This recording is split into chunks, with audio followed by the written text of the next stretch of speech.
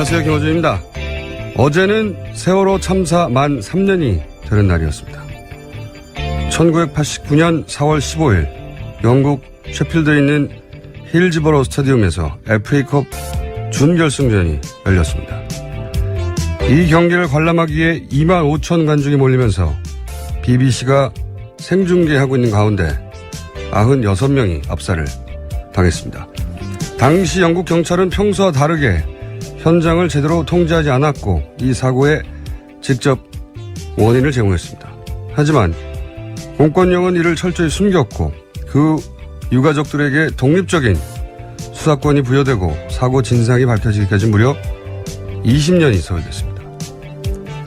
어쩌면 세월호 사고의 진상을 밝히는데 생각보다 훨씬 더 오랜 세월이 걸릴 수도 있습니다. 우리가 지금 할 수 있는 것은 온전한 조사 권한으로 그 진상을 낱낱이 밝힐 수 있을 때까지 사건을 직접 보고 겪은 우리 세대가 후대에 타임캡슐을 남긴다는 심정으로 이 사건을 계속해서 기억하고 기록하는 거죠. 박근혜 정권이 세월호 3년을 어떻게 다뤘는지 되돌아보며 사람을 사람답게 하는 게 뭔지 다시 한번 마음에 새깁니다. 김호준 생각이었습니다. 시사인의 김은지입니다. 자, 월요일 아침인데 힘들지 않으세요? 네, 월요일이죠. 네. 목이 잠겼습니다, 저도. 항상 잠기는 목인데 월요일은 조금 더 잠겨요. 자, 첫 번째 뉴스는요? 네, 어제 미국 백악관 한 외교보좌관이 마이크 펜스 부통령 방한에 동행해서 전용기를 타고 오면서 한 말이 화제가 되고 있습니다. 사드의 한반도 배치 및 완료 및 운용 시점을 묻는 기자들의 질문에 5월 초 차기 대통령을 뽑는데 한국의 다음 대통령이 결정하는 것이 맞다 이렇게 밝혔거든요. 이건 뭐 미국 입장에서 당연한 얘기죠. 예. 예, 그 보도에 대해서요 우리 외교부가 사실상 부인했습니다. 그러면서 사드 배치의 구체적인 시기와 관련해서는 국방부에 문의하길 바란다 이렇게 밝혔습니다. 사드 관련해 나온 기사 중에 가장 웃긴 기사 같아요, 이게. 왜냐하면은 미국으로서는 이게 당연한 입장이거든요. 한 달도 안 돼서 이제 새로운 정권이 들었으니까 한국의 다음 정권하고 다음 대통령이 결정하는 것이 맞다. 이렇게 말할 수밖에 없죠. 미국이 다음 정권을 무시하고 그냥 우리들 하고 싶은 대로 하겠다. 말이 안 되잖아요. 예? 금방 새로운 대통령 뽑히는데. 근데 이런 말이 나오니까 우리 외교부가 반박을 했어요. 우리 외교부가 아니다. 다음 정권 상관없이 하겠다. 예. 우리 외교부 말 들으면 이 미 행정부가 이 종북인 거예요, 지금. 네. 이게. 미국보다 더 미국 편인 게 우리 외무부 입장인 거예요, 지금. 그리고 외무부가 일개 부처가 뭐라고 다음 정부를 대신해서 미국 입장하고도 다르게 미리 이렇게 할 거라고 말을 합니까? 예, 이게 물론 논란이 되니까요. 부통령 대변인도 비슷한 입장을 발표하긴 했습니다. 이게 진짜 웃긴 기사예요. 예. 미국에서 부통령하고 방한한 외교보좌관이 한국의 다음 대통령이 사드는 결정하는 것이 맞다고 그랬더니 우리나라 외교부가 아니라고. 예. 코미디입니다, 코미디. 자, 다음 뉴스는요? 네, 고영태 씨가 지난 15일 새벽 3시경에 구속됐습니다. 이 기사는 저희가 계속 관심을 가지고 지켜볼 기사인데 왜냐면 이제 검찰, 저도 궁금해가지고 이상한 기운이 느껴진다고 계속 말씀드렸는데 궁금해서 검찰에 계신 분들하고 이제 고위 관계자 얘기를 들어보니까 검찰 내부에서도 엄청 반발이 심했다고 해요. 그러니까 검찰과 특검 수사에 이렇게까지 협조한 사람을 이러는 경우가 어딨냐고 자기들 생각에도 이상한 거죠. 예. 그래서 이제 기존 수사팀이 반발해서 다른 팀에서 구속영장은 쳤고. 그렇죠. 첨단 수사 1부랑 네. 형사 7부가 했습니다. 근데 이제 이건 오래전부터 구 여권 쪽에서 지속적으로 요구했던 사안이라고 해요. 그러니까 근데 이제 대선 국면 들어서면서 그 요구 강도가 더 세졌고. 예, 지난주 재판에서 최순실 씨가 비슷한 이야기 했습니다. 고영태가 구속되지 않아서 억울하다 이런 이야기 직접 했거든요. 구 여권에서 지속적으로 요구했던 사안인데 특검 진행 기간에는 이렇게 할 수가 없었고. 근데 이제 김수남 검찰총장이 어차피 자신의 임기가 대선 이후 끝난다고 보고 총대를 메고 구속영장 지시를 내렸다고 그렇게 알려져 있고요. 예. 구여권이 고영태 구속영장을 원했던 것은 지금의 구도, 이 구도를 뒤집을 소재가 없잖아요. 너무 없기 때문에 지금 뭐 전통적인 북풍도 거의 선거 영향을 주지 못하고 있고, 그래서 이 구도 자체를 만든 박근혜 이 탄핵 명분을 희석시켜보는 시도죠. 네, 그런 시도인데, 그래서 이제 탄핵은 오래전부터 기획된 거다. 이게 소위, 친박 사이트에서 계속 흘러나오는 음모론인데, 거기 꼭 필요한 구성 요소로 고용태 씨의 구속이 필요했던 거죠. 네, 구성 요소로. 어쨌든 자유한국당에서 이제 기획 탄핵설 앞으로 계속 나올 거라고 봅니다. 고용태 씨는 전략이 희생양이 된 거고, 구여권의 어떤 마지막 저항과 같은 그런 상징 같은 사건이라 앞으로 계속 지켜보겠습니다. 자, 다음 뉴스는요. 어제 이종구 바른정당 정책위원장이 사견을 전제로 말을 했습니다. 오는 29일 투표용지 인쇄 전까지 지지율이 오르지 않으면 유승민 후보의 사퇴를 건의하겠다 이렇게 밝힌 건데요. 또한 국민의당 안철수 후보 지지에 나서야 한다 이렇게 말하기도 했습니다. 이거는 제가 아는 한 우리 헌정사에서 두 번째요. 그러니까 공당이 대선 후보를 절차적 하자 없이 선출을 했는데, 그런데 이제 지지율이 낮다고 당내에서 자당의 후보를 교체하거나 혹은 사퇴하거나 이 이야기가 나온 건, 첫 번째는 2001년에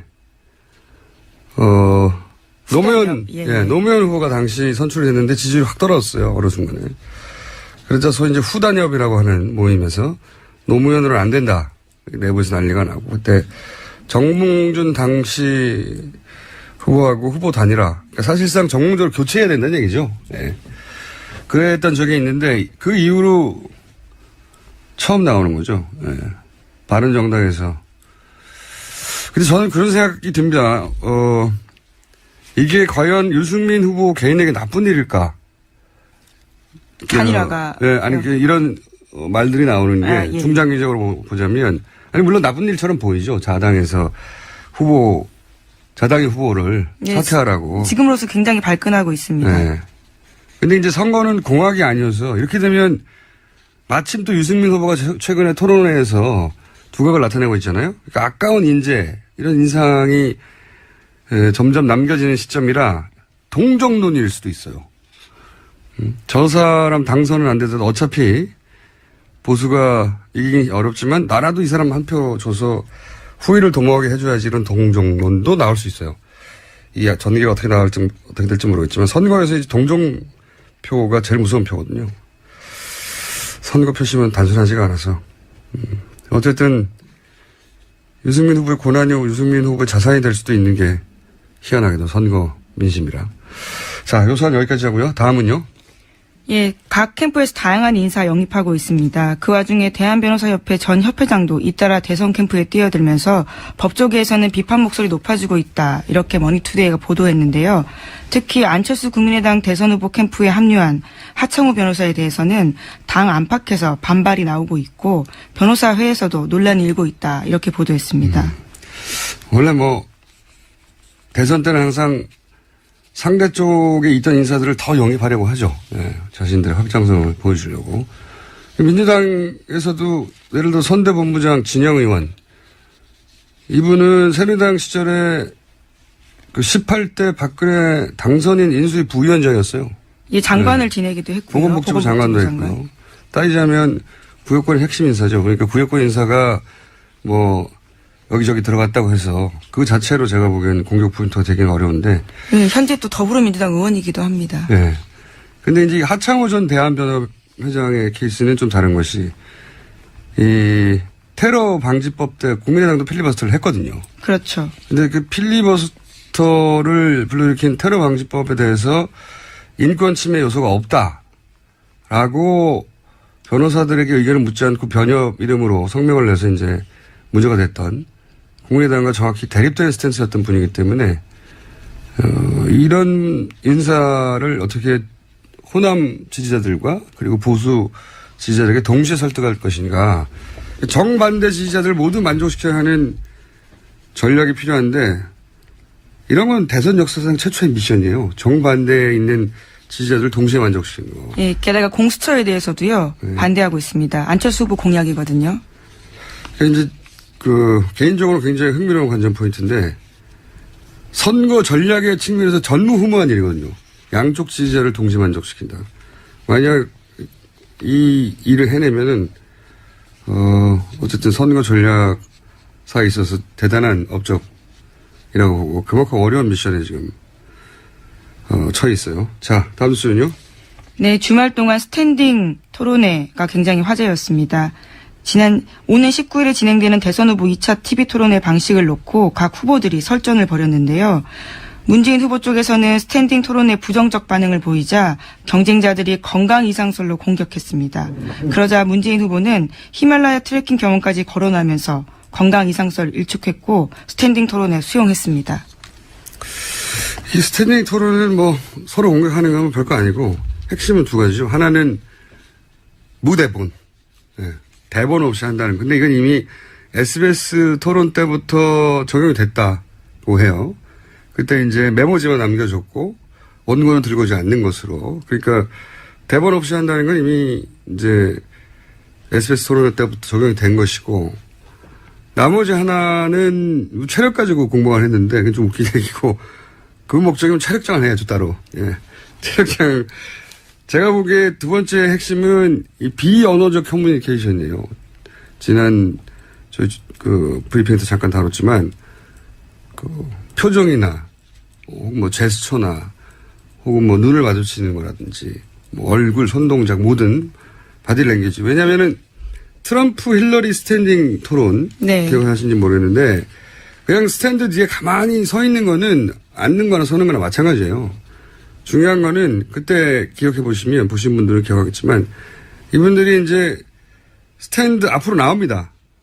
걸어 나와서 온몸을 써가면서 자신의 의사 전달을 그렇죠. 예. 의사 전달을 비언어적 커뮤니케이션 능력이 드러나게 프레젠테이션을 했거든요.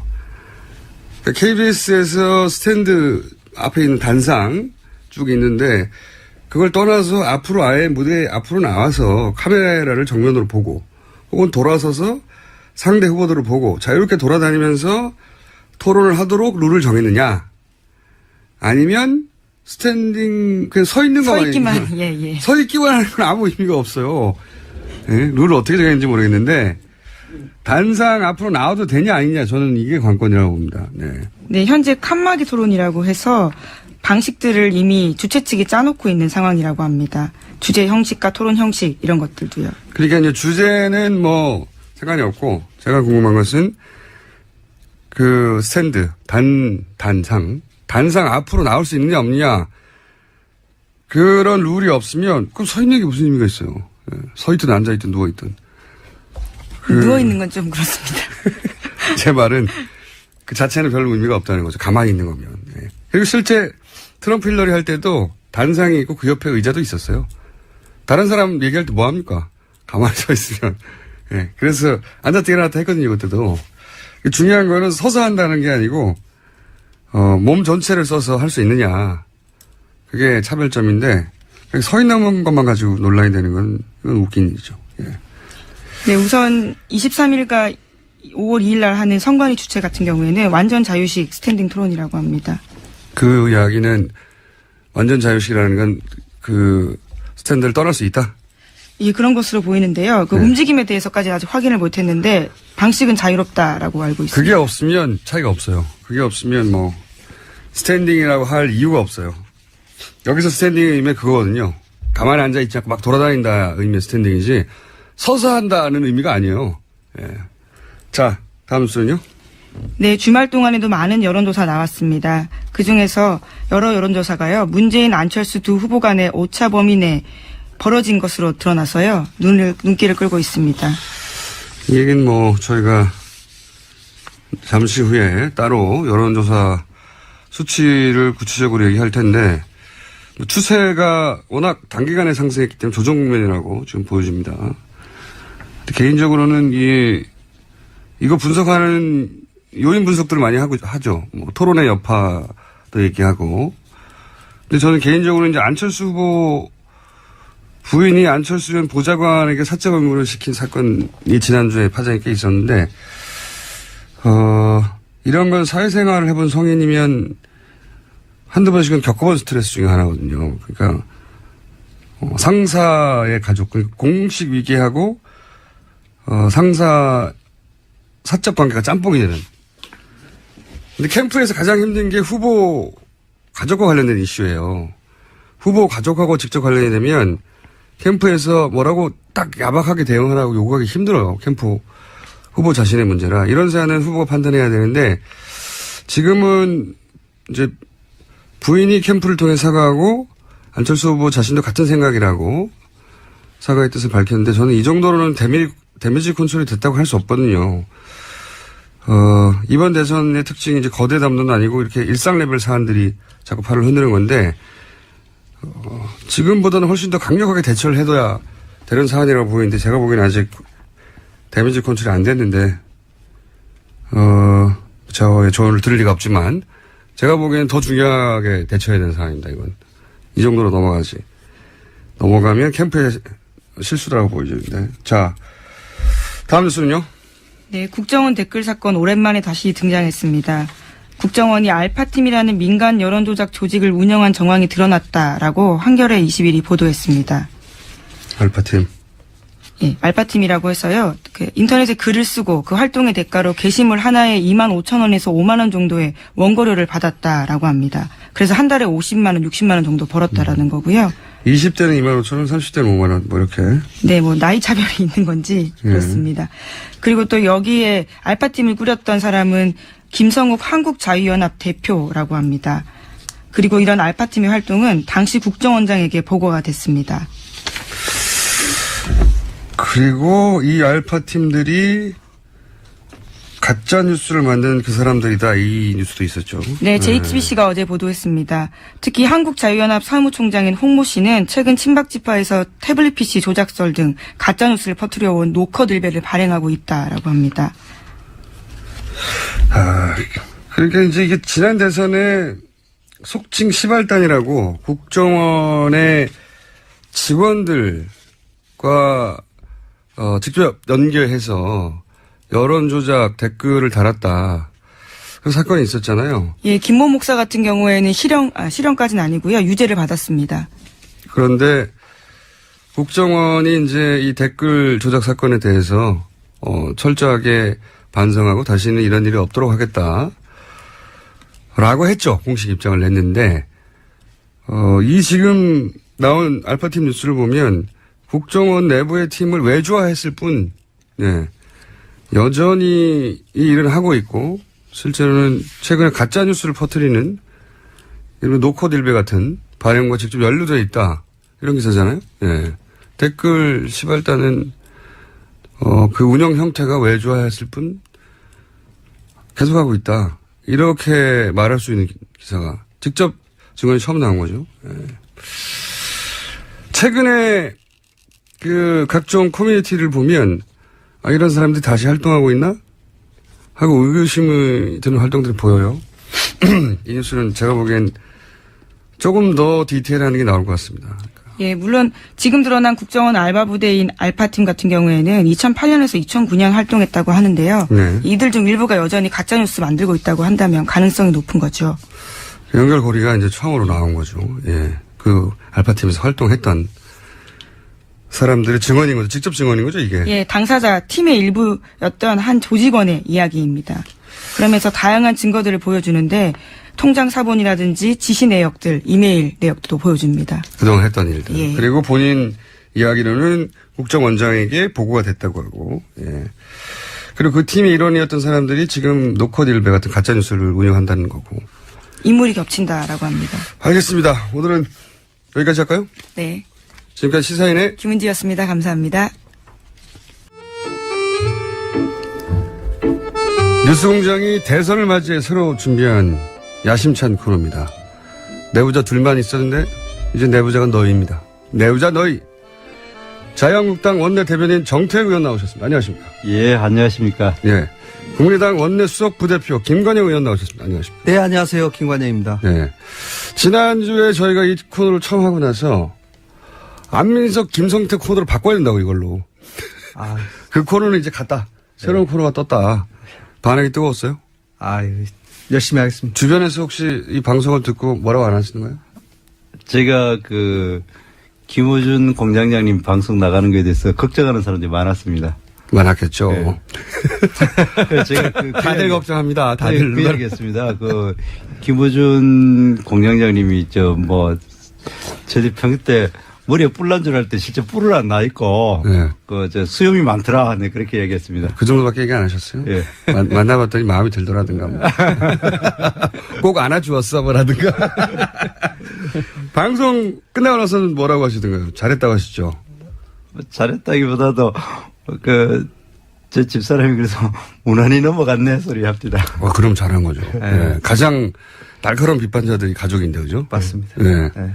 김관영 의원님은 어떻게. 저는 방송 끝나고 왜 이렇게 좀 밀리더라. 왜 이렇게 밀렸냐? 네, 어떻게 정태호 의원님한테 질질 끌려다니냐. 실책의 얘기를 좀 들었습니다. 누구한테 그런 얘기를 들으셨어요? 가족에게? 제 1번 저희 보좌관들. 보좌관들한테. 그래서 마음을 다 잡고 왔습니다. 오늘 좀 봐주십시오.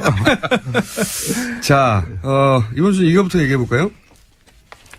아마도 지난주 이제 TV 토론이 있어서 그런 건지, 네. 또는, 아무래도 조정 국면이 워낙 급속도로 상승했으니까요. 안철수. 예. 이례적으로 엄청난 속도로 상승했기 때문에 어쩔 수 없는 조정 국면인지 여론조사 수치가 이제 조금씩 변동의 어떤 추세가 있어요. 그렇죠? 예. 네. 이유가 뭐라고 생각하십니까? 일단 정태근 의원님. 예. 여론조사상으로 본다면은 우리 안철수 후보 지지율이 조금 이제 정체되고 예. 모름무응답이 좀 증가했는 것 같습니다. 그걸 우리 자유한국당 입장에서 해석을 한다면 나무 집에 가 있던 우리 남의 집. 이 보수표들이 예. 아직까지 집으로까지는 안 돌아오고 최소한 거리로까지는 나왔다. 거리로 다시 나왔다. 이렇게 생각을 합니다. 그래서 그것이 지금 이제 모름무응답이 좀 늘어났고 예. 그리고 또 한편으로는 중요한 변화가 있는 것이 가출했던 게 길로 다시 나왔다. 예, 길로 들어왔다. 나무 집에 갔다가 집에 이제 길거리까지 나왔다. 아직까지 이제 우리 집으로까지는 아직 들어오지는 않았는 그런 상태이고 예. 지난번 재보궐선거 때에 사실 재보궐선거 전에 자유한국당 TK 지역의 지지율이 14% 15%였거든요. 네. 그런데 실제로 막상 투표를 하니까 40%인지 50% 정도 득표를 했습니다.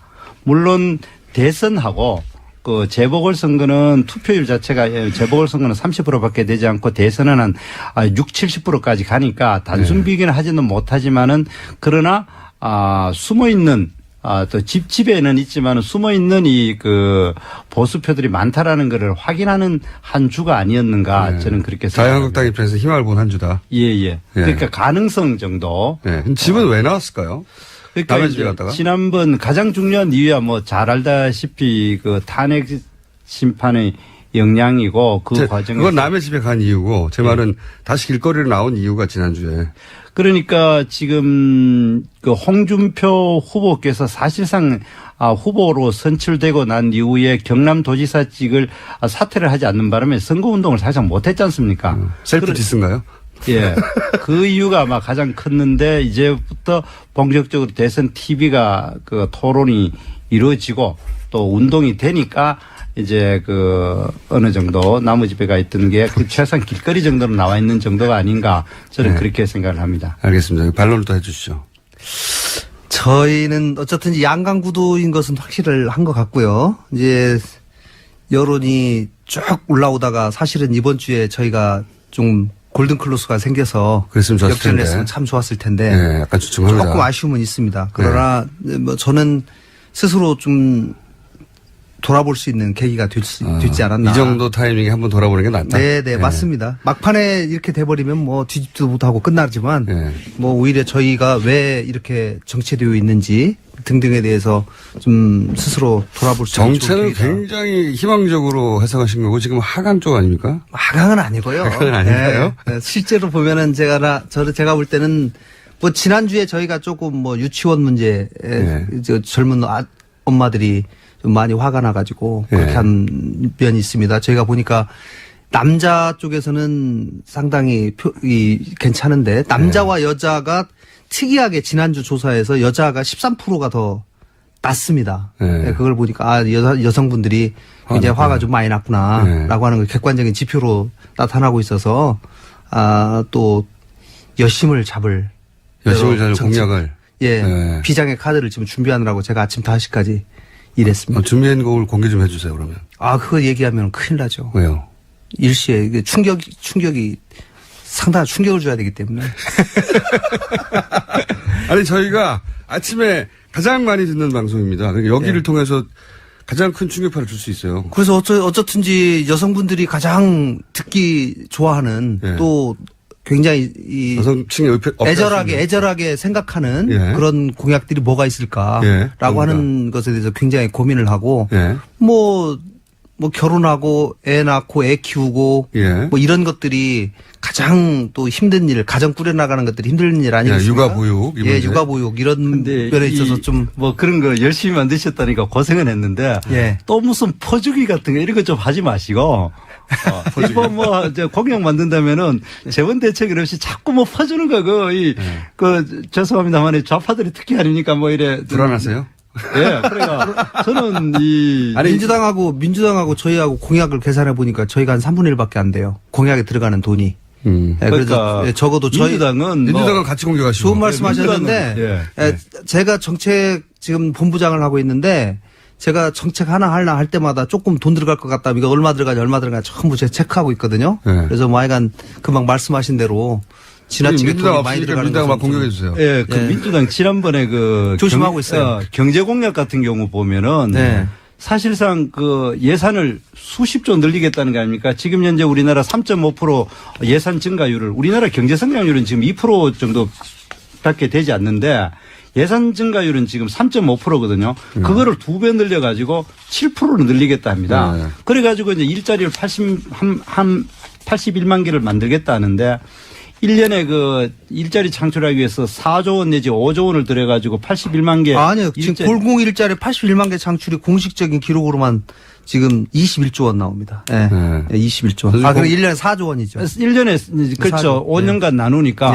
그러면은 4조를 들여가 81만 개를 만들면 1인당 4천만 원 밖에 되지 않습니다. 4,500만 원인가 밖에 되지 않습니다. 그러면 한 달에 40만 원짜리 일자리를 평균해가지고 40만 원 받는 일자리를 그러면 만들겠다. 그거는 푼돈 받는 자리지. 그건 일자리가 아닙니다. 우리 국민들이 40만 원 정도 한 달에 벌면은 그거는 그냥 아르바이트 정도로 생각하지 그 일자리로 생각하지 않습니다. 그런 공약을 근데 실제로 국가적으로는 엄청난 부담이 되는 거거든요. 그러니까 우리 김관영 의원님께서 밤을 새우셨다니까 특히 고시 출신이고 또 유능하신 분이니까 그런 재원 대책 없이 만들지 마시고 또 그러면 그거는 이 획기적인 일자리가 획기적인 또 재정 폭탄이라고 저는 생각을 합니다.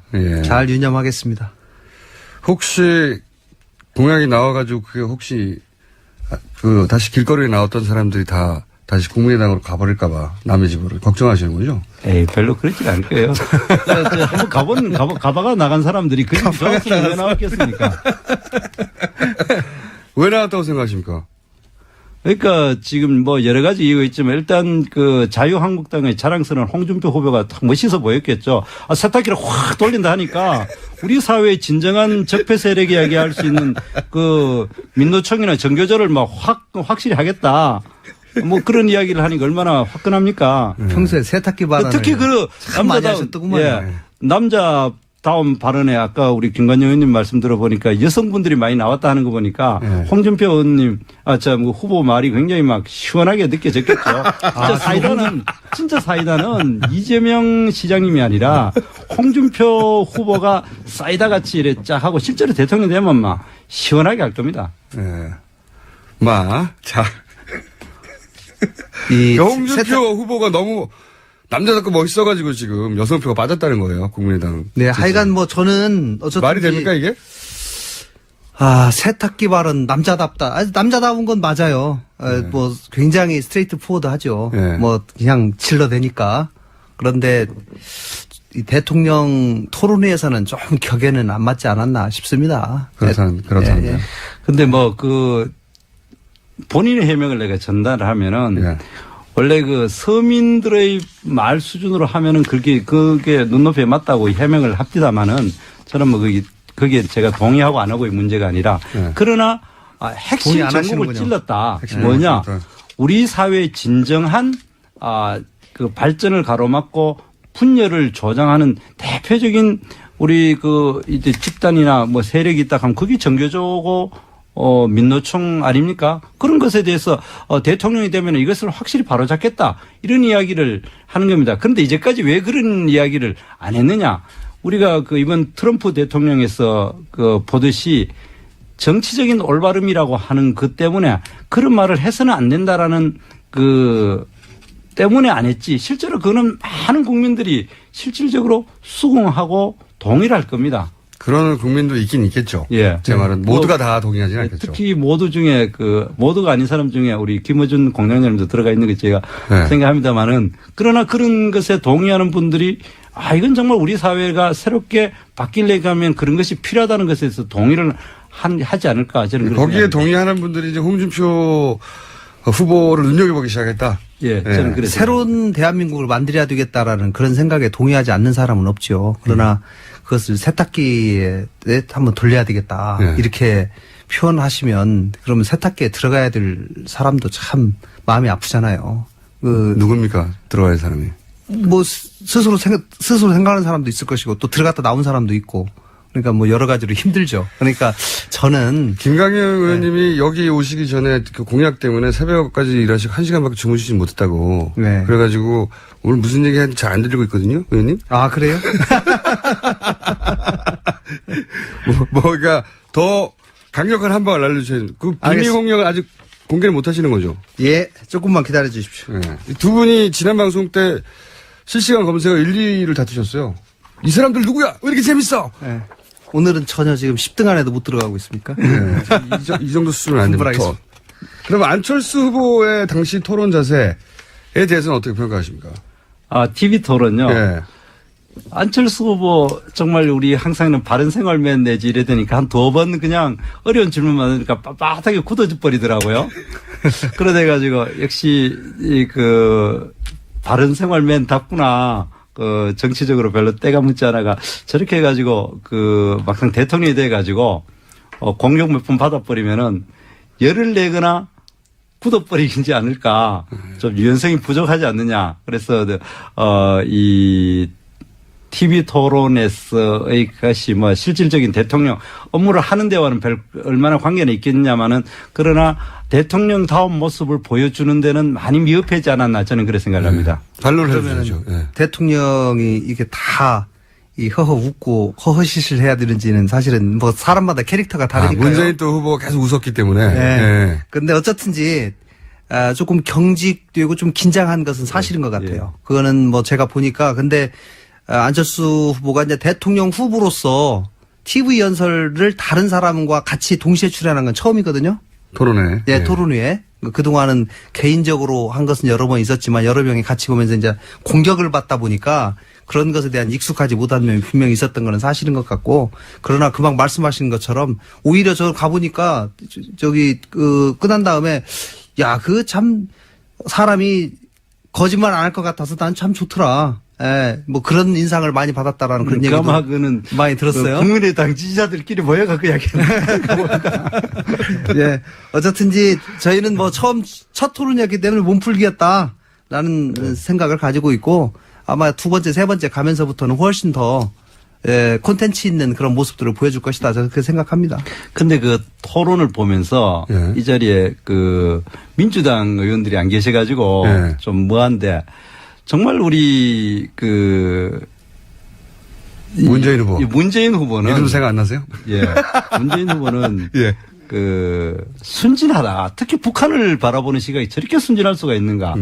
그때 질문 자체는 대통령 당선자가 제일 먼저 이제 김정은이를 만나러 갈 거냐 거기에 대해서 답변이 뭐냐면 그러면은 북핵 문제를 해결하기 위해서는 김정은을 안 만나겠냐 그런 반론을 합니다. 우리가 문제 삼고 있는 것은 북핵 문제를 해결하기 위해서는 가장 먼저 동맹의 그 굳건한 동맹 체제를 구치고 미국과, 예. 그리고 또 한국 내에서 이 안보에 대한 태세를 굳건히 하고 중국에다가 북한을 압박할 수 있는 수단이 뭔가를 여러 가지를 조율하고 난 다음에 마지막에 가서 김정은을 만나가 너 이렇게 확실히 하라고 이야기를 하는 이것이 원래 순서인데도 불구하고 미국과는 이야기조차도 동맹의 의사를 무시하고 중국과는 아무런 좋지도 않고 제일 먼저 김정은을 만나러 가겠다는 것 자체를 문제를 삼았는데 전혀 동문서답을 하면서 굉장히 그분이 하나 확실한 거는 굉장히 잘 웃으시더라고요. 그 연습 많이 하신 것 같아 보이던데. 능수능란 하신 거죠. 그러니까 예. A라는 질문을 받으면은 예. A에 대한 전혀. 답을 안 하면 모범생은 내가 잘못하는구나 이런 생각을 하는데 오히려 A에 대해서 답을 안 하고 B에 대한 답을 해버려요. 이런 식으로 빠져나가는 거죠. 그러니까 우리 할 말만은 토론에 이제 예. 능숙하다는 얘기죠. 예, 우리 하고 싶은 말이 많은 홍준표 후보께서는 또 다른 주제로 넘어가가지고 피한 것처럼 보였는데. 피한 거 근데 맞죠. 지금 갑자기 당해가지고. 그럼 실제로 중요한 거는 예. 만나는 순서입니다. 뭐 김정은이 아니라 김정은이보다 더한 악이라도 만나야 되는 건 맞죠. 북핵 문제를 해결하려면. 그런데 가장 먼저 김정은을 만나야 되느냐에 대해서 문제를 했는데 김정은을 첫 번째 만나가지고 대화로 풀겠다라고 이야기하는 것 자체는 북한을 아직도 대화가 가능한 상대라고 생각하는 그런 순진한. 장 의원님 예. 이렇게 길게 설명하시는 거 보니까 그게 좀 상처가 됐나 봅니다. 그죠? 홍준표 후보가 바로 재발언을 하지 않고 마치 피하는 듯한 느낌을 줘서 그죠? 제가 보니까 참 안타까웠어요. 이거는 홍준표 후보한테 할 말 아닙니까? 지금 하시는 지금 말들은. 이거를 왜 그렇게 답을 못했어요? TV 토론단장을 하셨어야 되는데 잘못하셨네. 이 방송이 청취율이 높다고 하니까 네. 한번 이야기를 했습니다. 홍준표 후보님을 디스하신 것 같아요, 방금. 왜 그렇게 못했냐고. 그렇지 않고 그 뒷얘기를 확실히 전하는 거죠. 자, 유승민 후보 사퇴론이 갑자기 불거진 것에 대해서 어떻게 생각하십니까? 두 분 모두. 저는 남의 당에 대해서 제라 이래라 저래라 감 나와라 판 나와라 할 수는 없는데 저희 당으로서는 사실 별로 유쾌하지는 않습니다. 왜 그렇습니까? 그 얘기 나오면 꼭 또 국민의당하고 손잡으려고 그런 거 아니냐. 뒤에서 그런 사람도 하려는 거야. 또 이런 얘기가 또 이제 민주당에 또 그런 얘기 해요. 근데 저희는 초지일관 스스로 하겠다. 계속 얘기하거든요. 국민의당은 아무런 얘기 안 했는데 네. 바른정당 내 일부 의원들이 자꾸 국민의당 얘기를 하는 거죠 지금? 네. 그런 구도입니까? 그러니까 자기들 입장에서는 별로 가능성이 안 생기니까 네. 야 이렇게 가가지고 우리 선거 10% 득표율 10%도 안 되면은 선거 비용도 보전 못 받고 완전 당 쫄딱 망하는데 야 좀 일방적인 러브콜인 겁니까? 짝사랑입니까? 그럼? 지금 상황은 그런 거죠. 네. 그런데 저희들로서는 솔직히 별로 반갑지는 않습니다. 반갑진 않다. 네. 이거 자유한국당 입장에서는 아니 같은 보수인데 왜 일로 안 오고 또 남의 집 가냐고 그럴 사안 아닌가요? 저는 이정구 정책위 의장이 바른정당에 그렇게 이야기를 했다는 것에 대해서 거기 사석에서 또 밥 먹으면서 했기 때문에 네. 얼마나 진심이 전달됐는지는 모르지만 언론 보도에 된 것만으로 이야기한다면 참 저는 바른정당에 대해서 바람직하지 않다라는 생각을 합니다. 두 가지 이유가 있는데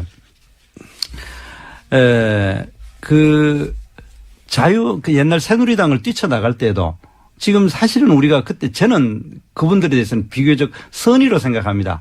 탄핵에 대해서 어떤 입장을 그냥 가지느냐에 따라 가지고 나갔다고 생각하는데 지금 이 사태하고 연결시켜 보면은 인기가 떨어지면 언제든지 짐 사가지고 딴 살림 차리고 남의 집에 갈 생각이 돼 있는 사람들이구나 이런 느낌을 주는 겁니다.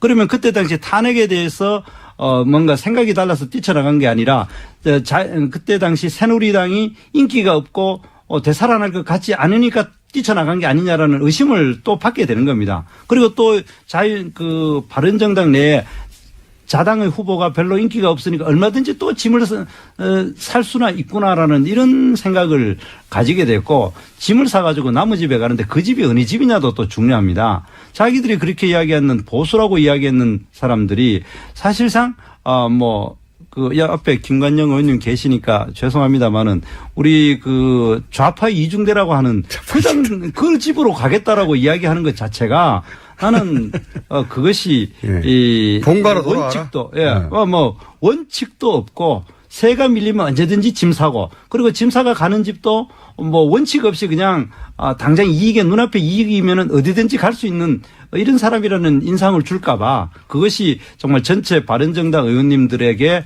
오히려 나쁜 인상을 주는 게 아닌가 저는 그렇게 생각을 합니다. 저는 조금 지금 선거운동 오늘부터 시작이지 않습니까? 예. 좀 제대로 좀 해봤으면 좋겠어요. 바른정당도. 그래서 자기들이 어느 정도 되는지 그래서 뭐 10%가 될지 19%가 될지 나름 자기 정당으로서 최선을 다하는 모습을 보여주는 것이 좀 더 맞지 않는가 싶고요. 이제 대개 여권에 오래 계신 의원님들의 성향은 대개는 명분보다는 실리를 많이 취합니다. 그러다 보니까 뭐 어렵고 이렇게 하면은 좀 주로 권력이 될 만한데 이런 데를 주로 많이 가시는 그런 안철수 왜 당선 가능성이 그만큼 높다 이렇게 이제 뭐 그건 뭐 또 예. 뭐 객관적인 팩트니까요. 예. 그거를 뭐 바른정당 사람들은 뭐 또 부인하지 않겠죠. 그리고 그거를 또 무시할 수가 없다고 생각하겠죠. 힘이 이쪽으로 쏠리니까 일로 오는 거다. 근데 저희가 여론조사 해보면 이정구 그 정책에 이제 오늘 아침에 아마 조찬하면서 했으면 또 생각이 바뀌어가 짐 싸들고 또 다른 집에 가려고 했을지도 몰라요. 아니 뭐 그 정도는 아니고요. 왜냐하면 추세가 꺾여서. 아니 그 정도는 아니고. 아니 저기는 하기는 그렇고 네. 이렇게 그 지조 없이 왔다 갔다 하면은 되겠습니까? 그런데 지금 저희 보면은 오자 대결할 때하고 예를 들면 뭐 유승민 후보가 드랍했다 아니면 뭐 홍준표 후보가 드랍한 이 3자 대결이나 4자 대결에 대해서 또 여론조사 해보면은 뭐 그렇게 차이가 또 없어요. 그렇기 때문에 저희는 뭐 그런 여론조사가 그렇게 나왔다 해서 그건 아니고 계속 저희는 바른정당 와봐야 우리한테 도움 안 되니까 네. 오히려 공격의 빌미만 되니까 그리고 그런 생각하지 않았었으면 좋겠다 이런 부탁인 겁니까? 네, 저희가 뭐 정당을 새로 저희도 창당해서 참 광야에서 오랫동안 있었는데 이에 초지일관 끝까지 가는 일관된 모습이 중요하다 이런 말씀 드리고 싶습니다. 그래요? 네. 잠깐 정 의원님 문자가 하나 왔는데 민노총 조합원인데 민노총을 죽인다고요? 죽이는 게 아니라 이제까지 우리나라에서 그 뭡니까 광화문 광장이나 서울시청 광장에서 온갖 그 불법 시위 집회에도 우리 가만 놔둔 게 많지 않습니까? 그런 거 이제 완전히 뭐 없애는 거는 대한민국 그 자유 대한민국에서 있을 수 없는 일이지만 그런 거에 대해서 무관용의 원칙으로 대하는 게 맞죠. 네. 그러니까 민노총은 어차피 자유한국당 안 찍으니까 필요 없다는 거죠, 표가. 아니 그 자유 안 찍는 거 필요 없다는 게 대한민국 발전에 대해서 네. 별로 도움이 안 되니까 그 부분에 대해서는 법을 엄격하게 만약에 집행할 민노총이 자유한국당 지지선을 하면 어떻습니까? 에이 뭐 안 할 거니까 그런 거잖아요. 예, 그럴 가능성도 있겠죠. 그리고 또 우리도 아까 김관영 의원님 말씀한 대로 별로 민노총이 저희들 당을 지지하는 것도 별로 바람직하지 않고 우리도 원하지 않습니다. 지지한다고 그러면 고맙죠. 그죠? 그럼요. 뭐 표인데. 지지해준다고 하면 뭐 누구나 다 감사하죠. 감사하죠. 그리고 사실은 저는 대한민국에 정치하시는 분들은 예. 누구나 자기를 지지하고 지지 안 하고는 유권자의 자유지만 어쨌든지 설사 지지하지 않는 분들도 그분들의 생각도 포용하고 잘 들어야죠. 네. 어떻게 하실랍니까? 아니 그러니까 민노총 자체를 하니까 이제까지 관용으로 대충 봐줬던 거를 이제 그 엄격하게 법 집행을 해야 된다고 생각을 하고 항상 그들의 요구에 대해서 항상 우리 사회가 양보를 많이 해왔지 않습니까? 글쎄 뭐 그 문제는 또 다른 이슈라 다음으로 넘어가 보면 네.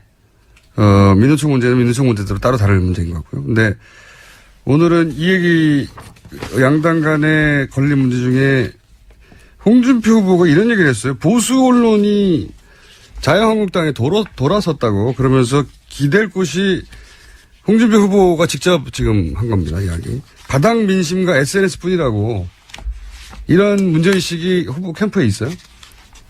보수 언론이 자유한국당을 안 도와준다 하는 문제의식이 홍준표 후보 당사자한테 있는 것 같은데. 예. 네. 좀 그런 생각할 수 있죠. 우리 캠프 자체 내에서 뭐 특별히 거론된 바는 지금 없습니다. 캠프 내에서는. 예. 근데 홍준표 후보 자신은 그렇게 느끼나 봅니다. 본인 근데 직접. 이제 일반적으로 우리 이런 불만은 좀 가지고 있습니다. 실제로 주요 언론들이 보수 언론을 포함한 언론들이 특히 이제 보수 언론들이 양강 체제를 자꾸 이제 강조함으로 인해 가지고 자유한국당이 좀 소외되는 부분이 있지 않는가 그런 걱정을 하고 있는 부분. 보수 언론에 왜 버림받았을까요? 보수 정당이. 그건 뭐 정확히 우리가 볼 수 있지 않습니까? 그 문재인 후보에 대한 그 워낙 두려움이 많고 포비아가 있으니까 그걸 막아야 된다는 그런 심리가 강하게 작용하다 보니까 어떻게든 안철수 후보를 띄우려고 하지 않을까라고 뭐 짐작을 하는데 실제 속마음은 알 수가 없죠. 여기에 대해서 국민의당 입장에서는 어떤 보수 신문이 홍준표를 버렸다기보다는 홍준표 후보의 자업자득이죠. 왜냐하면 저희가 옛날에 오자 여론조사하면 4위인 때가 있었습니다. 신문에 정확하게 이 4등에 해당하는 지면만 할당이 돼요. 홍준표 후보 입장에서는 국회의원 수가 두 번째로 많은 2번 기호 후보인데 신문에서 보면은 2명 안철수 후보와 문재인 후보는 2명 먼저 배치하고 나머지는 3명은 밑으로 빼거든요. 그러니까 이거 완전히 뭐 버림받았다 이렇게 생각하는데 아주 냉정한 현실을 그대로 반영하는 지지율이 깡패다. 신문이기 때문에 그거 어쩔 수 없습니다. 현실 인정하고 뭐 지지율 2위 되면 또 그대로 지면 배치해가지고 올라갈 겁니다. 우리가 지지율 1, 2위 하면은 또 말이 바뀔 겁니다. 기다려보십시오. 자유한국당 원내대변인 정태구 의원, 국민의당 원내수석 대표 김관영 의원이었습니다. 본격적인 대선 국면에 들었으면서 각 캠프 인재 영입 경쟁도 치열해지고 있습니다. 해서 저희가 민주당, 국민의당 양당의 이 인재 영입에 대한 입장 요청했는데요. 국민의당은 오늘은 논평하지 않겠다고 해서 오늘은 민주당 입장 먼저 들어보겠습니다. 이에 대한 반론이 있다면 국민의당 입장 다음 기회에 듣기로 하고요. 먼저 이은혜 더불어민주당 선대위 수석 대변인 연결하고 있습니다. 안녕하세요, 의원님. 네, 안녕하세요. 네. 민주당에서 국민의당 영입 인사에 대해서 문제 제기를 했는데요. 어떤 부분이 네. 문제입니까? 안철수 후보가 이제 다시 당을 만들면서 인재 영입과 관련된 원칙을 말씀하신 게 있었습니다. 정치 혁신을 위한 인물 영입 3대 원칙이었죠. 네. 부패하거나 막말하는 사람이나 국민에게 상처를 주거나 남을 배척하는 사람, 그리고 기득권이나 힘 있는 사람 편에 서 있는 사람, 이런 사람들하고는 같이 하지 않겠다, 이런 3대 원칙을 발표한 바 있는데요. 며칠 전에 안철수 후보에서 영입한 인재들의 면면을 보니까 정말 이런 원칙이 어디 갔는지 찾을 수가 없었고, 또 언론에 보도된 내용만 보더라도 이 각종 부설이나 비리에 연루된 그런 분들이 많이 계시더라고요. 그래서 이 안철수 후보가 이야기했던 이런 원칙이 왜 어떻게 바뀐 건지 잘 납득이 안 됐고요. 이렇게 되면 굉장히 본인이 가지고 있는 원칙과 이 현실이 굉장히 이렇게 괴리가 되는 게 아닌가. 그러면 본인의 그런 정책이나 이런 공약들, 약속들은 어떻게 실천할 수 있는지, 그런 데서 이제 많은 의문을 가질 수밖에 없습니다. 좀 구체적으로 일반론은 알겠습니다. 그러니까 영입 원칙을 발표했었는데 그 원칙이 맞지 않는 거 아니냐, 이런 문제 제기인데 네. 좀 구체적으로 어떻게 원칙이 맞지 않는지 구체적 인사를 좀 거론해 주시면요. 제가 이렇게 거명을 해서 말씀드리기가 좀 그렇습니다만, 좀 사례로 몇 분 말씀을 좀 드려본다면, 네. 하창우 법률지원단장 영입을 이제 발표를 했는데요. 대한변협 회장 출신의. 예. 전 대한변협 회장 출신인데, 이분은 테러방지법 기억하실 겁니다. 저희가 지난 총선 앞두고 국회에서 굉장히 국민들이 걱정을 많이 하고, 필리버스터를 했었던, 필리버스터를 그냥 며칠 동안 계속 했었는데, 이 테러방지법의 찬성 의견을 개인도 아니고 대한변협 명의로 새누리당에 전달을 해서 굉장히 크게 논란이 됐었었죠. 그리고 안철수 후보는 찬성하고 있는 것으로 알고 있는데, 고위공직자 비리 수사처 설치를 반대하는 성명을 내기도 했습니다. 그러니까 안철수 후보가 공약하고 하겠다고 정책적으로 실현하고자 하는, 본인은 주장하는 그런 고위공직자 비리 수사처라든지 또 반대하는 테러방지법이라든지 이런 것에 대해서 이분은 전혀 다른 입장을 가지고 계신 분인데, 이런 분과 어떻게 함께 할 수 있는 건지, 그리고 김은용 상임 고문 같은 경우에는 공금 횡령과 같은 그런 혐의로 징역 2년을 선고받았던 분이고, 그리고 언론 보도에 따르면 평창 동계올림픽 유치 결정 투표를 앞둔 2010년에 자신의 IOC 부위원장 재도전을 위해서 동계올림픽 유치 방해 활동을 했다, 이런 논란이 일기도 했던 분이고요.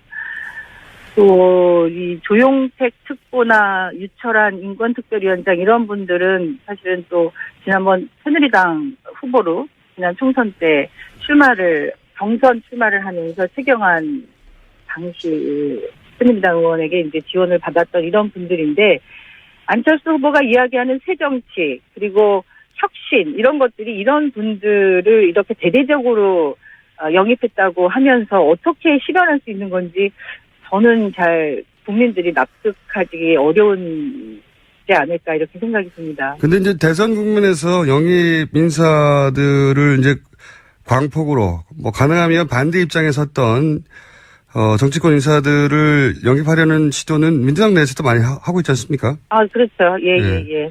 예를 들어서 진영 의원 같은 경우에는 박근혜 전 대통령 인수위 시절에 부위원장이었으니까요. 그러니까 뭐 정치적으로 반대 입장에 섰다는 것만으로 영입에 대해서 비판하는 거는 똑같은 기준으로 민주당도 공격받지 않을까요?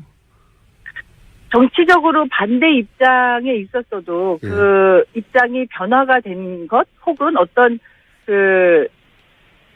뭐라 그럴까요? 그렇게 바뀌었고 이렇게 함께 하겠다고 하면은 그 부분에 대한 좀 신뢰를 줄 수 있어야지 되죠. 예를 들면 그런 문제가 지적이 됐으면 저희도 그런 부분들 지적된 분들이 계셨습니다. 그러면 과거에 그렇게 논란이 되거나 문제가 됐던 부분들에 대해서 사과하고 이것이 정말 국민들이 실망하다 그러면 그 직책을 내려놓고 그냥 백의종군하겠다 해서 실제로 진정성 있게 돕겠다고 하는 것을 국민 앞에 제대로 밝히고 그렇게 전환해야 되는 게 맞다고 생각합니다. 근데 이렇게 문제가 거론되고 제기되고 있음에도 불구하고 안철수 후보는 내가 한 일이 아니다 이렇게 발뺌하는 듯한 모습이고요. 아무도 책임지려고 하지 않고 지적된 문제에 대해서는 뭔가 입장을 표명해야 되는 것 아니겠습니까?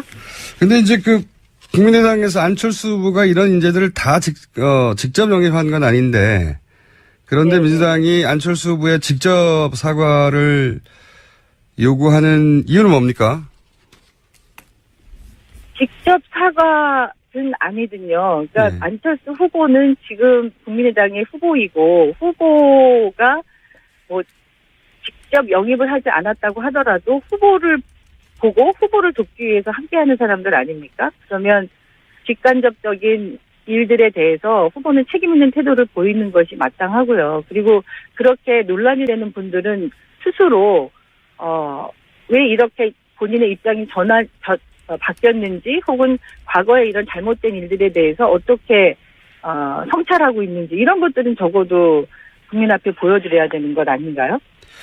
지난번에 이제 전인범 전 특전사령관이었던가요? 이 논란이 됐을 때도 문재인 후보가 직접 얘기하지는 않았었던 것 같은데요. 물론이죠. 문재인 후보가 직접 이야기하지 않았지만 전인범 당시 영입됐던 인사가 본인이 스스로 그런 논란이 된 것에 대해서 책임 있게 답변하고 직을 물러나셨죠. 민주당에서 요구하는 것은 이런 논란이 되는 인사에 대해서 당의 입장이나 당사자가 입장을 직접 밝혀야 한다 이런 이야기인가요? 말하자면? 그렇죠. 저희 같은 경우에는 이제 영입 인사들의 명망성도 뭐 필요하고 중요하지만 국민들의 실제 생활 속에서 전문성을 갖는 각 분야의 적재적소에서 일할 수 있는 분들을 영입하고자 노력하고 있는데요. 그러다 보면 실수가 생길 수도 있고 또 과거에 그런 논란됐던 일들이나 이런 것들 때문에 의문을 가질 수도 있습니다. 그런데 그러면 그런 실수나 잘못을 인정하고 그것을 사과한다든지 본인들이 그런 부분에 대해서 어떻게 성찰하고 있는지를 진솔하게 밝히고 그렇게 영입했던 것에 대해서 우리 이렇게 하겠다 하고 뭐 책임 있는 태도를 보이는 게 저는 필요하다고 생각하는데요. 지금 안타깝게도 국민의당에서 보이는 태도는 문제가 없다 아니면 답변을 그냥 입을 다물고 아무 이야기를 하지 않는 것으로 이렇게 책임을 회피하고 있는 게 아닌가 그렇게 생각이 듭니다. 박 전 대표의 해명에 따르자면 이런 인사들은 직책 없이 순수하게 돕는 것일 뿐이다. 너무 크게 일을 키우는 것이다. 민주당 역시 비슷한 정도의 문제가 있었던 인사들이 있었음에도 불구하고 이런 지적에 대해서는요. 그러니까 순수하게 돕는 것뿐이다.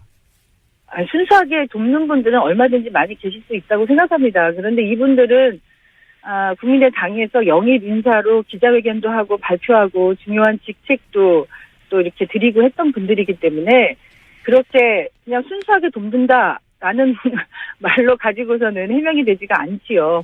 순수하게 돕는 분들이 그러면 꼭 그렇게 어떤 특별한 직책이나 이런 것들을 뭐 더 대대적으로 기자회견까지 하고 이런 일은 좀 아니지 않겠습니까? 알겠습니다. 요 반론은 저희가 국민의당 측으로부터 듣기로 하고요. 마지막으로 민주당의 그렇다면 인재 영입 원칙은 뭔지 정리해 주십시오. 아까도 말씀드렸지만 과거에는 주로 이제 명망성, 상징성을 중심으로 인재를 영입했다면 저희는 이번 선거는 국민들의 실제 생활 속에서 생활 현장을 삶을 바꾸는 정권 교체가 되어야 하기 때문에 그 삶의 현장에서 전문성을 인정받는 다양한 전문가들을 영입해서 예를 들면 얼마 전에 저희가 국민 안전 골든타임을 지키기 위한 안전 전문가들을 영입을 했습니다. 어제 또 세월의 성지기이기도 했는데요. 우리가 문재인 대통령이 되면 그 이후에 약속했던 공약들을 실천하기 위해서 함께 할 수 있는 전문가들 그런 분들을 주로 많이 영입하려고 노력하고 있습니다. 알겠습니다. 오늘 말씀 감사합니다. 네, 고맙습니다. 수고하십시오. 네, 지금까지 더불어민주당 선대위 유은혜 수석 대변인이었습니다. 이 문제 관련해서 저희가 국민의당 이찬열 인재 영입 위원장 포함해서 캠프 쪽 관계자들에게 두루 동시에 요청했는데 오늘은 입장 표명하지 않겠다고 해서 국민의당 입장 오늘 다루지 않겠습니다. 국민의당 반론권은 언제나 열려 있습니다. 예, 여기까지 하겠습니다.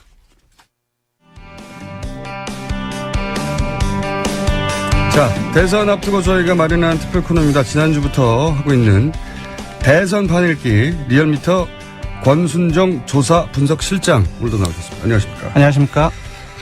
자, 이제 사람들이 이런 수치에 굉장히 민감할 때가 왔습니다. 네. 민감하고 정당도 민감하고 지지자들도 민감하고 다들 민감해요. 네. 그리고 여론조사라는 게 이제 기법에 따라서 수치가 꽤 큰 차이가 있기 때문에. 그렇습니다. 예. 자, 그러면, 지난 금요일이었죠. 네. 토론회. 맞습니다. 예. 그러니까 토론회 직후 그리고 주말 그리고 토일 이런 식으로 목금 금토 토일 여론조사들이 쭉 있었어요. 맞습니다. 네. 예. 그중에서 오늘은 어떤 여론조사 결과부터 먼저 말씀해 주실 겁니까? 예, 저 리얼미터가 좀 사정이 생겨서 예. 리얼미터가 주간 집계를 좀 얘기를 못하게 됐습니다. 그래서 리얼미터 거를 발표를 못해요. 네, 한국사회여론연구소 조사 결과를 중심으로 제가 말씀을 드리겠습니다. 그 얘기는 좀 이따 하죠. 왜 못하게 예. 됐는지. 네. 리얼미터인데 리얼미터 조사 결과를 발표를 못합니다 지금. 예, 이 한국사회여론조사 조사는 이제 네. 금요일 날 토요일입니다. 그러니까 네. 목요일 날 그 TV 토론이 있었으니까 궁금한 게 한 가지 있어요. 네. 다른 여론조사 기관이 조사한 것도 남의 결과잖아요? 예, 예. 그것도 다룰 수 있어요? 이미 공표됐기 때문에 문제가 없는 걸로 알고 있습니다. 남의 거라도 공표된 거는 막 쓸 수 있습니까? 예, 빨리 하시죠. 시간 없습니다. 네. 아, 그렇군요. 예, 자. 그래서 한국사회여론연구소의 오자 다자 대결을 비교를 네. 해보면 문재인 후보가 46.9%, 그리고 안철수 조사기가 말하지 나중에 얘기하겠습니다. 아, 그렇습니다. 네. 안철수 후보가 34.4%. 그래서 두 후보 간의 차이가 12.5%포인트 차이입니다. 지난주의 결과를 보면 문 후보가 41.8%, 안 후보가 37.9%, 약 4%포인트 차이가 났는데요. 한 3배 정도 그 차이로 보면 한 4배 정도 벌어졌다고 보면 되겠습니다. 4%면 사실상 바짝 붙어서 양자 대결 구도라고 할 수 있죠. 예, 1000명 조사이기 때문에 오차범위가 플러스 마이너스 3.1%포인트니까 그때 예. 상황에서는 오차범위 내로 붙어 있는 상황이었는데 이번에는 10%포인트가 넘었음으로써 이제 오차범위 밖으로 벌어지는 상황으로 볼 수 있습니다. 그러니까 리얼미터 조사가 아니라 한국사회여론연구소의 예. 리얼미터 조사도 이제 공표는 되지 않았지만 전반적으로 지난주에 저희는 일간 조사인데 4일 연속 하락하는 양상을 보였고 중간 집계 또한 좀 이 한국사회여론연구소의 결과가 비슷한 양상을 보였습니다. 조금 더 소개를 해드리죠. 네. 홍 후보도 있는데 예. 예, 홍준표 후보가 6.8% 나왔고요. 유 후보가 3.4% 그리고 심 후보가 2.9% 나왔습니다. 예. 이거는 한국사회여론연구소의 예. 지난 주말 네네. 금토 여론조사인 거죠? 이게? 금토 여론조사 있고 하나가 더 있습니다. 예. 저희가 MBN 의뢰로 해서 예. 그 TV 토론을 누가 잘했는지를 예. 물어보기 위해서 금요일 날 바로 다음 날이죠. 예. 조사를 했습니다. 그 리얼미터가 직접 한 거고. 예, 맞습니다. 그때는 문 후보가 45.4%, 안 후보가 30.7%, 한 15%포인트 가까이 벌어진 그건 상황입니다. 리얼미터의 토론회 직후의 여론조사예요. 맞습니다. 그래서 조금의 차이는 있기 때문에 모든 여론조사가 오차범위가 있기 때문에 차이는 있습니다. 감안하고 들으셔야 되는데 전반적으로 이제 그 경향을 봤을 때 지금까지 무난 양자 구도를 많이 얘기해 왔는데 좀 약화되는 양상, 오차범위 밖으로 벌어지고 또 어떤 조사는 10%포인트 이상으로 벌어지기 때문에 좀 그렇게 봐야 되지 않을까 싶습니다. 양자 구도가 좀 약화되는 양상이다. 네네.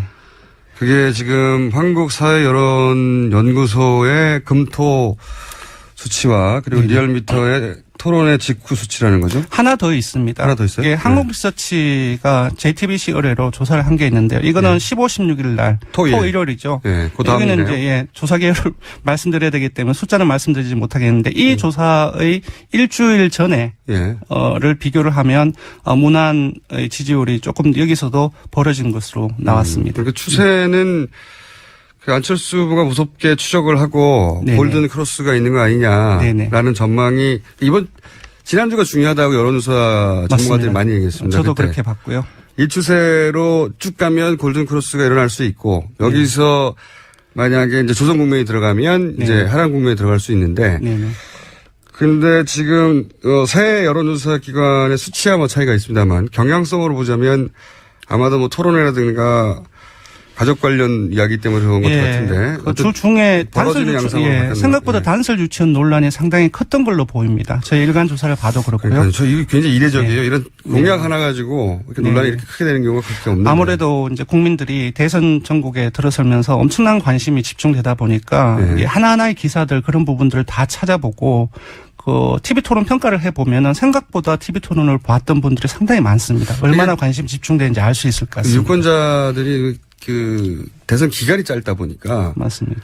그리고 인터넷이 워낙 발달하다 보니까 네네. 그냥 단순히 언론 기사로 논평하는 수준만 있는 게 아니라 자기가 직접 자료를 찾아봐요. 네. 이제 그걸 이제 방증을 어디서 알 수 있냐면 투표 참여하겠냐. 그러니까 이 질문을 던졌을 때 적극적으로 참석하겠다. 반드시 투표하겠다라는 것이 한 80%대 초반께로 나옵니다. 상당히 이례적인데요. 아, 그래요? 다른 과거의 선거에 비해서 그렇습니까? 예, 맞습니다. 예, 그래서 아무래도 이제 아주 큰 여러 가지 사건을 겪었지 않습니까? 국정농단, 탄핵 정국을 지냈고 좀 이 과정 속에서 국민들이 이번엔 잘 뽑아야 되겠다라는 생각이 되게 많은 것 같습니다. 기본적으로 정치적 관심도가 예년의 선거에 비해서 높은 데다가 그리고 이제 검증 기간이 짧다 보니 이런 논란이 있을 때 직접 찾아보는 경향이 더 높다, 예전보다. 예, 직접 찾아보는 경향도 많고, 직접 TV를 보는 경향도 많고. 그러니까 언론의 평가를 과거에는 그냥 고스란히 받아들이는 경향이 높았다면 이번에는 자기가 직접 검증하겠다고.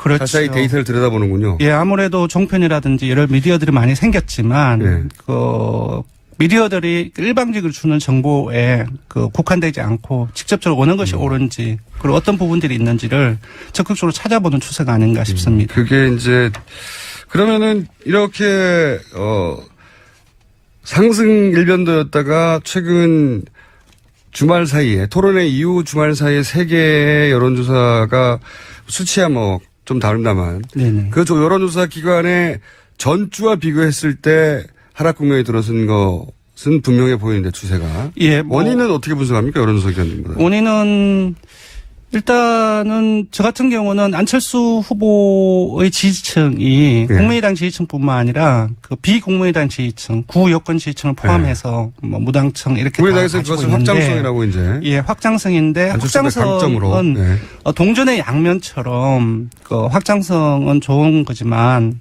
그 지지층의 응집력 자체가 약하다는 것이 단점이 있습니다. 그래서 좀 그 보수층, 구여권 그 지지층은 강하게 계속 유지를 하고 그리고 이제 문 후보를 따라잡으려면은 진보적이라든지 그 중도적인 진보까지 포함을 해야 되는데 또 그런 과정 속에서 아까 말씀드렸던 단설 유치원 논란이라든지 그 부인을 비롯한 어떤 검정 논란 또 최근에는 영입 인사 논란까지 벌어지고 있는데요. 이런 부분들이 아까 말씀드렸던 그 진보적인 성격의 중도층 이런 부분들을 끌어들이는데 좀 한계가 있었지 않나 싶고요. 그리고 무엇보다도 중도 좌파 혹은 중도 진보라고 표현할 안철수 후보 표 안에 보면 보수에서부터 진보까지 스펙트럼이 정말 넓거든요. 그렇죠. 예. 그리고 그렇게 스펙트럼이 넓은 후보도 없어요. 맞습니다. 근데 여기서 이제 이런 논란이 그 왼쪽 편에 있는 후보, 그러니까 네. 유권자층을 좀 움직였다. 네.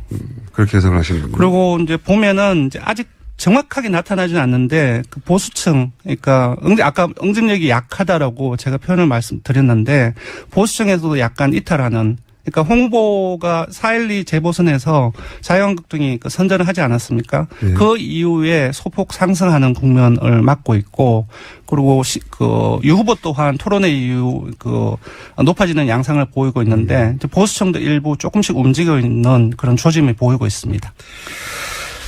그 실제 토론 이후의 여론조사에서 그 유승민 후보, 그 토론을 가장 잘한 후보로 전문가들 사이에서는 유승민 후보를 많이 꼽았는데요. 예. 예, 거의 일치하는 결과가 나왔습니다. 예. 저희들이 목요일 날 토론회 끝난 이후에 금요일 날 긴급 조사를 했는데요. 이번 대선 후보 TV 토론에서 가장 잘한 후보는 누구라고 생각하십니까? 라고 질문을 했습니다. 예. 이 질문의 결과가 어떻게 나왔냐면은 문재인 후보가 33.7%, 예. 안 후보가 21.7%, 심 후보가 12.2%, 유 후보가 11.8%, 홍준표 후보가 9.6% 나왔습니다. 예. 그러니까 아시다시피 조사 기관마다 조금씩 다르지만 그 심상정 후보하고 그 유승민 후보 같은 경우는 거의 한 3, 4% 정도를 유지를 했었어요. 근데 금방 소개해드린 것처럼 전부 다 10%대로 넘어섰거든요. 그러니까 그래서 이건 지금 문재인 후보가 제일 잘했다고 하는 수치가 나온 것은 그냥 문재인의 지지율이 높기 때문에 네네. 자기 지지층에서 잘했다고 한 거고요. 네네. 근데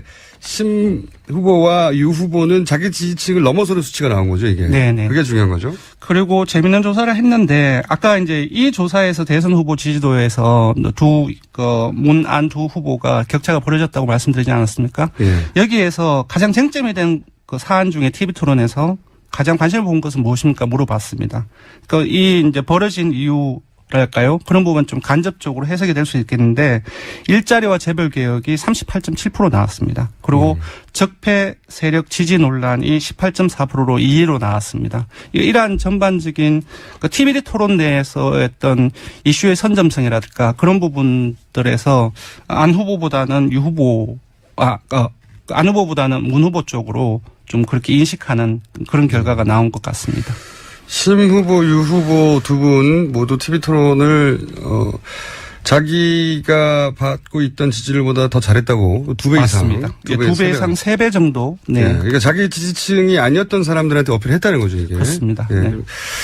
그러다 보니까 유 후보의 지지율도 지금 받는 국면입니까? 유승민 후보의? 지금 금방 소개해드린 여론연구소에 의하면은 크게 반등했지는 않았지만 이번 주에 좀 다시 이번 주 초에 봐야 될 것 같습니다. 하지만 좀 반등을 하지 않을까라고 좀 예상하는 바입니다.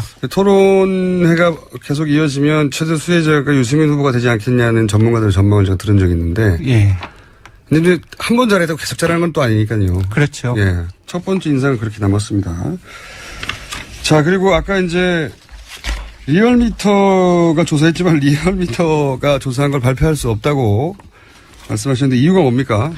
원래 저희 리얼미터 정례조사, 일간조사가 MBN하고 매일경제신문 의뢰로 진행을 해왔습니다. 근데 어제 이제 아시는 분은 아실 텐데 국민의당이 저희 조사를 가지고 검찰 고발 예정이라는 보도자료를 뿌렸어요. 그리고 알고 봤더니 MBN에 강하게 항의를 했고요.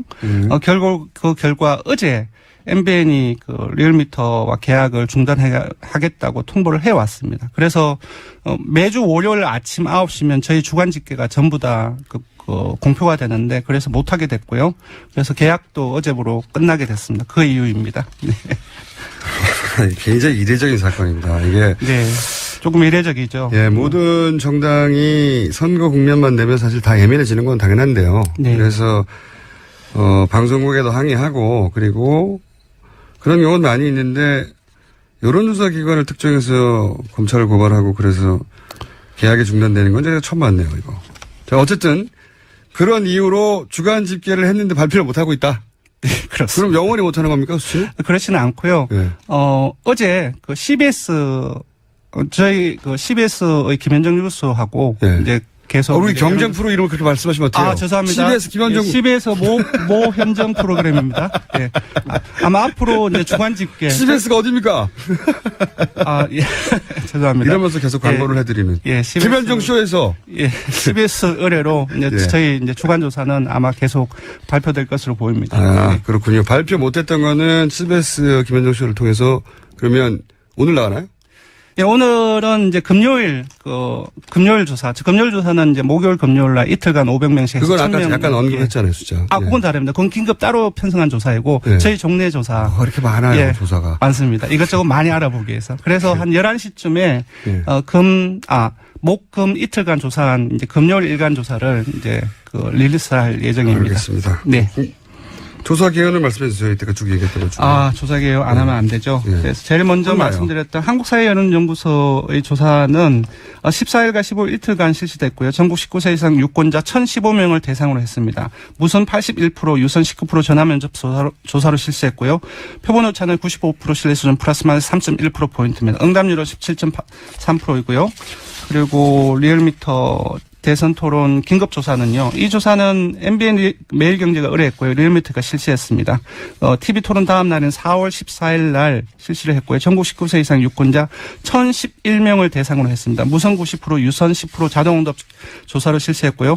표본 오차는 95% 신뢰 수준 플러스 마이너스 3.1%포인트. 응답률은 10.6%고요. 두 조사 모두 자세한 사항은 중앙선거 여론조사심의위원회 홈페이지를 참고 부탁드립니다. 한 가지만 여쭤볼게요, 마지막으로. 이게 이제 지금 소개해 주신 3개의 여론조사는 네.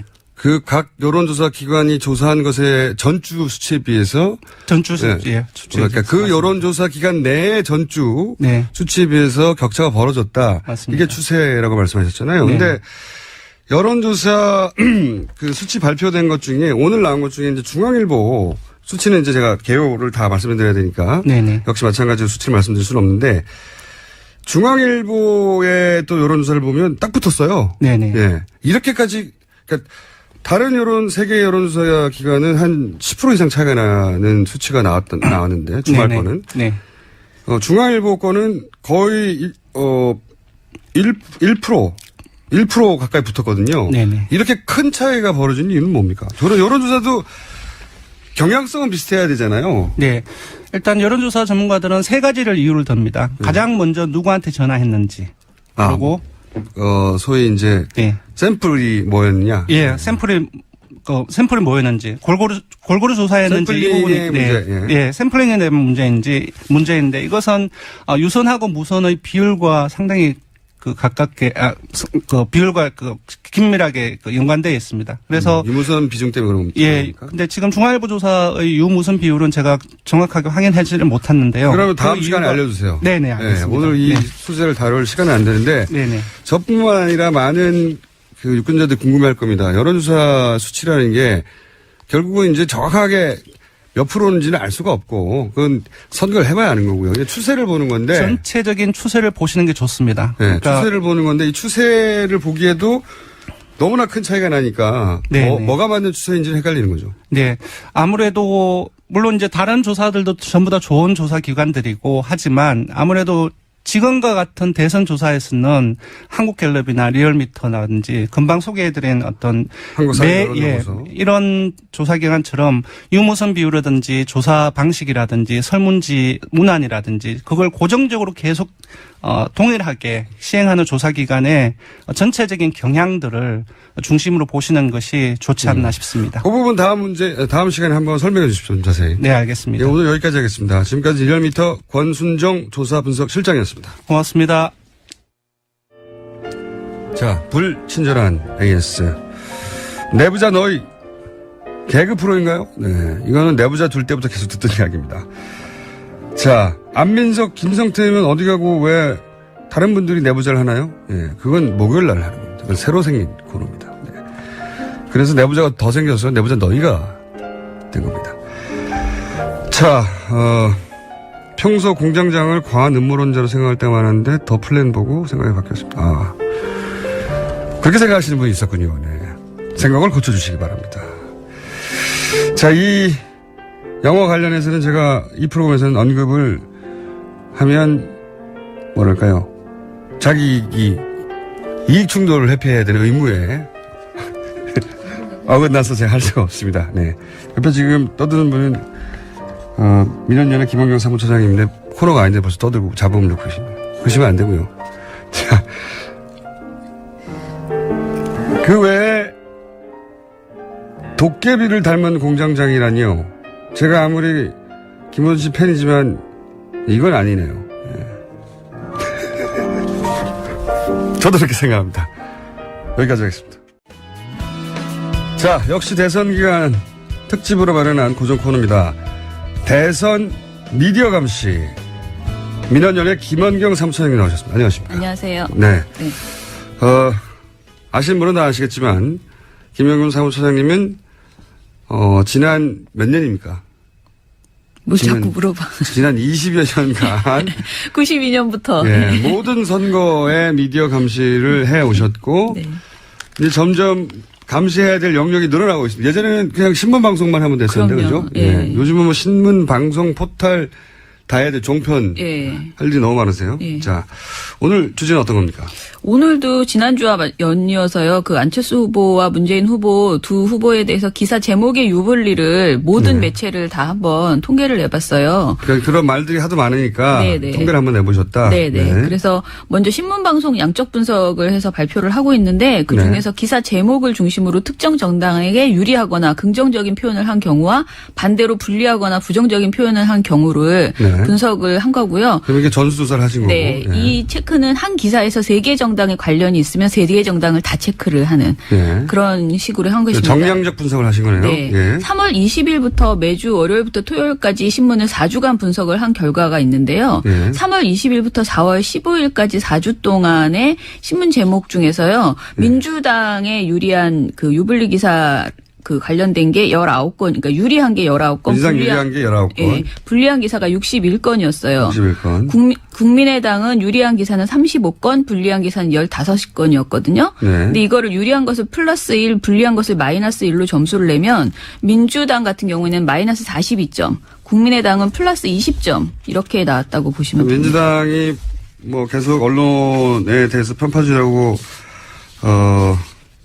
불만을 하는 것은 수치로는 맞는 얘기네요. 네. 그리고 방송의 경우는 신문에 비해서 민주당과 국민의당 모두 유리한 제목보다는 불리한 제목이 더 많았던 것으로 나왔습니다. 방송은 이제 제목 장사를 또 해야 되기 그렇죠. 때문에. 예. 그런데 편차는 여전히 존재하는데요. 3월 20일부터 4월 14일까지 총 보도를 보면 민주당 유리 보도가 6건, 불리 보도가 169건이었어요.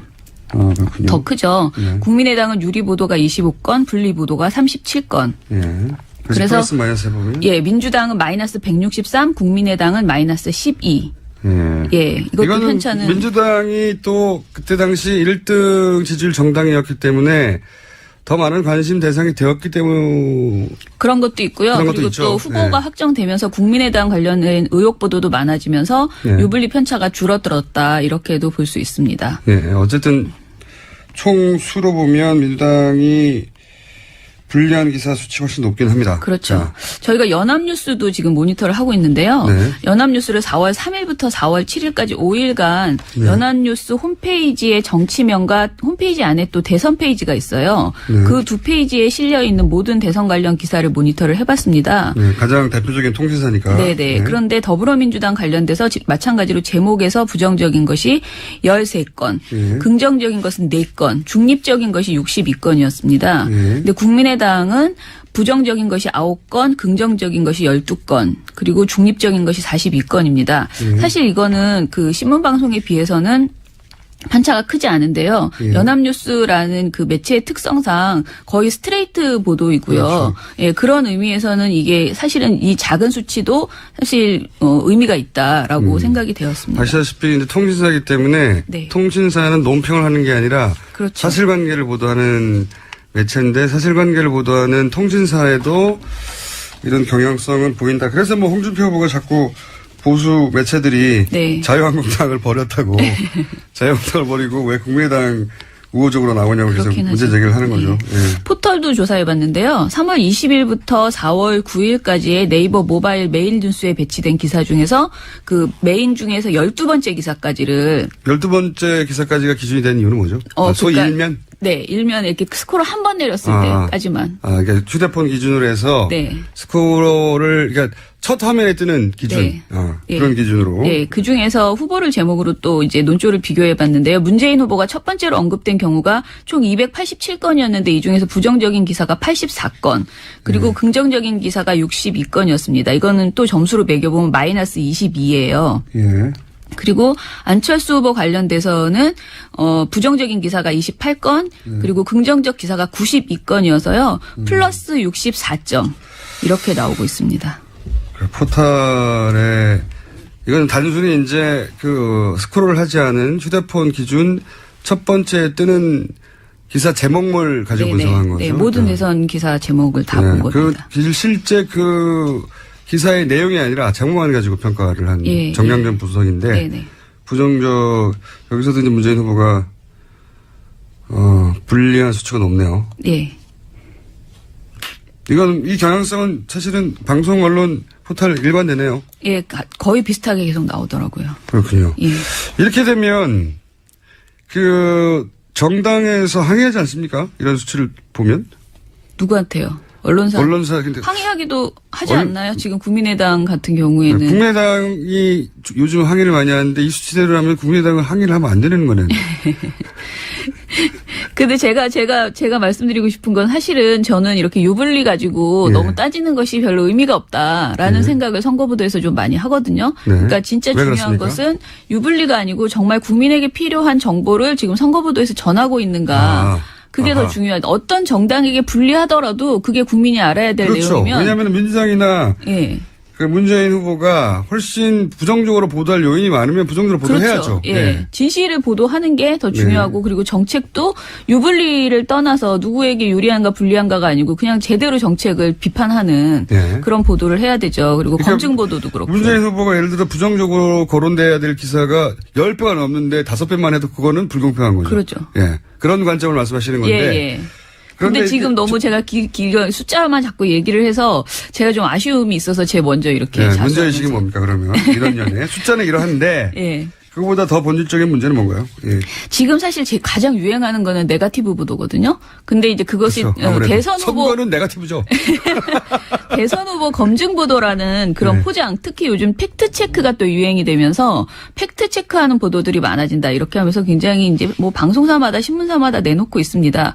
그런데 이것이 언론이 의혹을 합리적으로 제기만 하고 사실관계를 끝까지 입증되었을 때만 보도하는 것이 아니고 그냥 완전히 그야말로 카더라성 그런 의혹을 제기하는 경우들이 예를 들면 굉장히 지금 많아졌죠. 그래서 예를 들자면 뭐 문 후보 아들 특혜 취업 의혹에 대해서 지금 언론 보도 엄청나게 많이 나오고 있죠. 그런데 사실상 이 사안은 문 후보 측과 고용정보원 등에서 해명이 거의 다 나왔어요. 그리고 해명이 되지 않는 부분은 지금부터는 이제 감정적인 호소 부분 석연치 않다는 의혹을 계속 제기하는 이런 식의 내용들이거든요.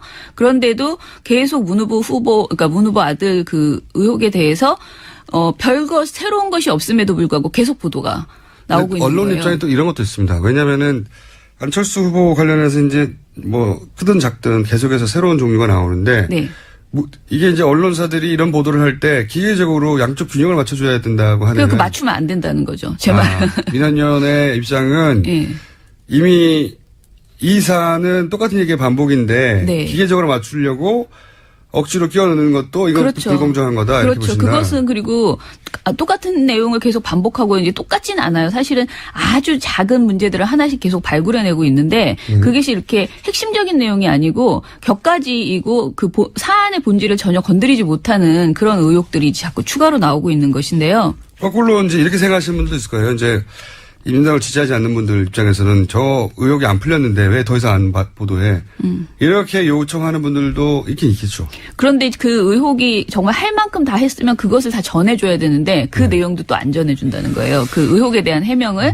한마디로 저는 누가 한마디 하거나 뭔가 작은 사안이라도 하나 더 꺼내서 계속 의혹을 반복해서 뉴스로 재생산하고 있는 이런 행태가 적절치 않다. 그리고 검증 보도는요. 진짜 검증 좀 제발 해줬으면 좋겠다. 검증 보도가 검증을 안 하고 주장만 전달하고 있다, 양쪽에. 근데 이게 검증을 안 하는 것도 물론 못하는 것도 있지만은 사실 검증을 제대로 철저하게 하기 시작하면은 그것이 이제 유불리 또 유불리에 빠지게 되는 이런 경우들이 많아지잖아요. 그래서 어떻게 보면 약간 양시양비론이랑 기계적 균형에 빠져가지고 지금 검증을 제대로 하지 않고 회피하고 있는 것 아닌가 그런 생각이 들고 그래서 이렇게 진실 추적을 포기하거나 선거 쟁점에 대한 가치 판단을 유보하거나 이렇게 하면 안 좋다. 예. 좀 비겁한 태도. 네네. 그러니까 양쪽 캠프 혹은 뭐 다른 캠프들이 주장하는 건 담으면서 네. 언론기관들이 직접 자기들이 검증한 내용은 다루지 않고 빠진다. 그렇죠. 따옴표 보도라고 요즘 제가 따옴표 비판하는데. 예. 그러면서 공정한 척한다. 네네. 이런 년의 문제의식은 그렇다. 네.